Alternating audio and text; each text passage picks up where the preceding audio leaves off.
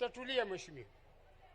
Maana mzee kama mimi kutendewa kitendo cha kinyama mbele ya sheria inauma. Mheshimiwa, tarehe 26 mwezi wa 6 2019 huyu mtu alijigeuza kuwa mnunuzi wa gari, kanipa pikipiki na shilingi milioni 1. Sasa alisema ataongeza viwanja. Ngoja usije ukapeperusha ushahidi. Kwa nini hiyo nisiipate mwenyewe hiyo? Nishughulike naye. Mtu mwenyewe. Usije ukapeperusha ushahidi. Kwa nini usinipe tu mwenyewe? Iko huko. Unipe hiyo iliyoandikwa vizuri hiyo. Katibu wangu, hebu msogezeni mzee hapa pembeni na hiyo karatasi. Kaa na katibu hapo, nitakuona hapo. Wa mwisho huyo. Taja jina lako. Asante Mheshimiwa Waziri Mkuu. Wale mama zangu njoni hapa kwa naibu waziri hapa na kwa katibu tawala hapa. Njoni hapa. Asante Mheshimiwa Waziri Mkuu. Kwa jina naitwa Mahamudu Ramadhani Sefu. Ni mkazi wa eneo hili na shughuli zangu ni za ufundi. Mheshimiwa Waziri Mkuu, nina kero yangu binafsi na kabla sijaitoa, yani haijalishi itasikilizwa wala haitosikilizwa, ila nikupongeze wewe binafsi. Nilikuwa mfuatiliaji mzuri wa mikutano yako ukiwa unatatua kero na shida mbalimbali za Watanzania. Sisi Watanzania wote ni ndugu na nakupongeza kwa hilo. Nilikuwa nakufuatilia sana na kupongeza kwa hilo. Na kwa kifupi Mheshimiwa Waziri Mkuu, niko hapa, ukivuta kumbukumbu vizuri sura yangu mimi ni fundi tu wa kawaida wa majengo. Sura yangu yawezekana sio ngeni kwako. Tumekutana ukiwa unaweka jiwe la msingi pale Dodoma chuo cha mipango, ukiwa waziri wa fedha.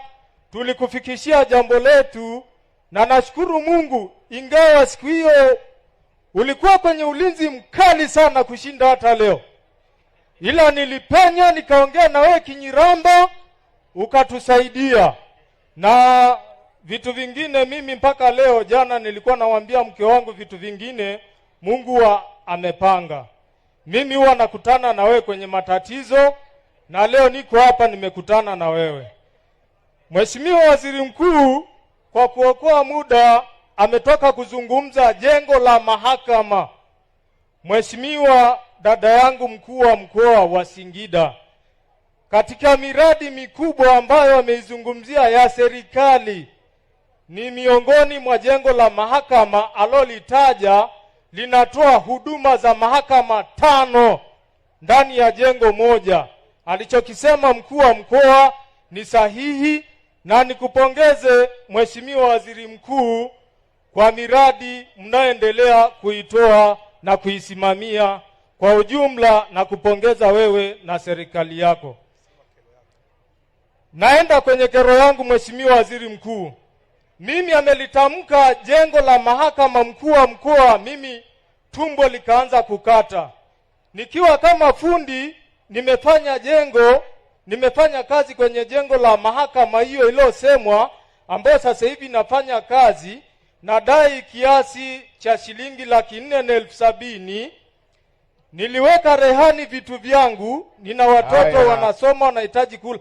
Niliweka rehani vitu vyangu mpaka sasa hivi vimebebwa, kila siku hela haijatoka. Nimezunguka ngazi ya wilaya, ngazi ya mkuu wa mkoa, ngazi za mkoa hapa nimemaliza zote bila msaada. Na nimekusikia. Basi naenda kaonana na katibu upewe hiyo 400,000 bwana, yaisha hayo. Umetujengea na mahakama bwana. Ndugu, pita kwa katibu, mpeleke kwa katibu bwana. Nakushukuru ndugu Mheshimiwa Waziri Mkuu wa Jamhuri ya Muungano wa Tanzania. Kipekee nimshukuru Mwenyezi Mungu. Na huyo mwenye nyaraka mpeleke kwa katibu. Jina langu naitwa Kurwa Miso. Jina langu naitwa Kurwa Miso, ni kijana mdogo sana, lakini kwenye kupambana wa vijana wa Tanzania naweza nikawa namba 1. Mimi kero yangu ni kwamba nimetapeliwa milioni 7 na mheshimiwa diwani mstaafu wa kata ya Mandewa amenidhulumu mwaka 2024, akiwa na maana ya kwamba mimi mheshimiwa waziri mkuu, unavyoniona hivi nimemaliza chuo 2022, nikasema kwamba kwa kuwa serikali ya Chama cha Mapinduzi ambayo sasa hivi kioo inaongozwa na Dr. Samia Suluhu Hassan kwamba zinasema tujiajiri, na mimi nikasema nitumie maarifa yangu niliyosomea nijiajiri na niajiri wa Tanzania wengine. Nina nasari 3 mpaka sasa hivi ninavyozungumza.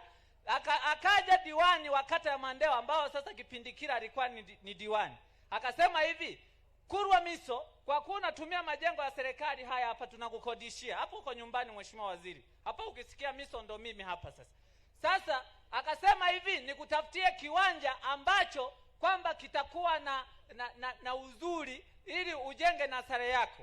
Nikasema kwa kuwa nilikuwa na ekari 4 Ititi, ikasema ni mbali, nikawa hapa sasa hivi mpaka sasa hivi nikaenda mahakamani, sina hizo milioni 7. Haya, nimekusikia mheshimiwa mkuu wa wilaya, mtafute huyo diwani mstaafu, baadaye umlete diwani mstaafu, umlete na ndugu yangu Miso, walete, nitaonana nao mwenyewe. Si ni sawa ndugu yangu? Tuonane baadaye.